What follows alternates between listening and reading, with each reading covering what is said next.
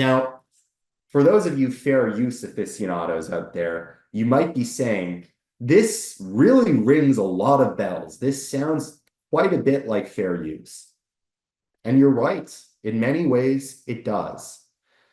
You will often see tables or comparison charts or articles comparing the two. This is my own.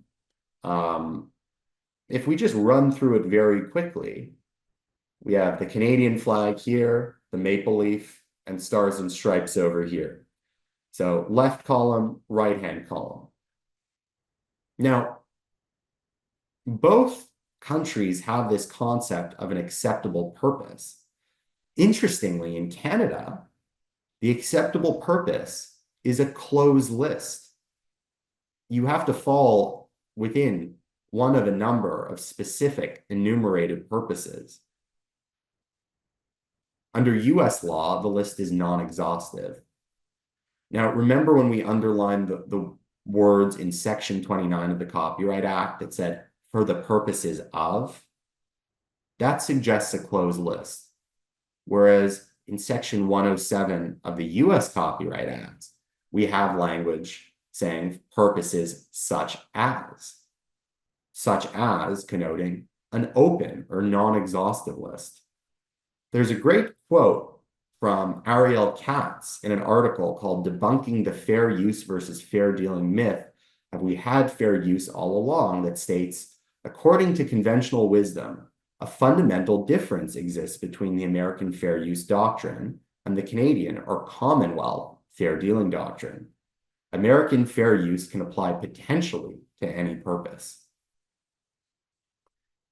So that's the acceptable purpose. When we do a quick comparison of Canadian law versus US law, there is really quite a resemblance as well.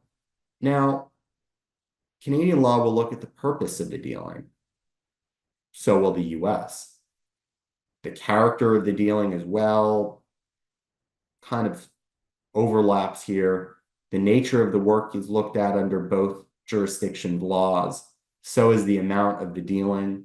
So is the effect of the dealing. Under Canadian law, we have this concept of alternatives to the dealing as well.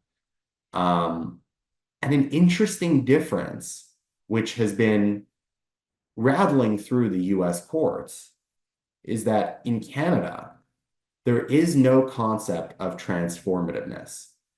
Now, transformativeness is a key doctrine under US copyright law, and it dates back to what is known as the Two Live Crew case in 1994, more accurately known as Campbell versus Acuff Rose Music.